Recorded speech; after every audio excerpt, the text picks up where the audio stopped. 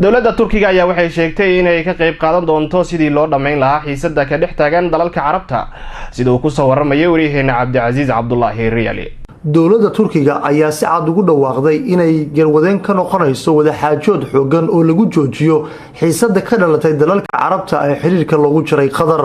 wasiirka arrimaha dibadda Turkiga Marfis Kabizoglu ayaa sheegay inay riixayaan sidii loo soo afjari lahaa xiisadda u dhaxaysa dalalka Carabta ee gaartay meel aad u xun.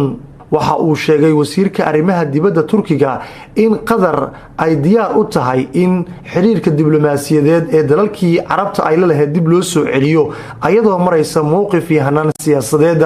wadahadallada ayaa waxay ka dhacayaan dalka Kuwait waxa uuna sheegay wasiirka arrimaha dibadda inuu gacan ka geysan doono Sheikh Sabah Khalid al-Sabah Kuwait. xasarada ka dhalatay in xiriirka ay u jiraan Imaaraadka Carabta, Sacuudiga iyo Masar Doha ayaa waxay saameyn ku yeelatay dalal fara badan oo Islaam ah kuwaas oo ay qayb ka yihiin dalalka Yemen, Ciraaq, Soomaaliya, Liibiya, Bahrain, Kuwait, Iiraan iyo kuwa kale.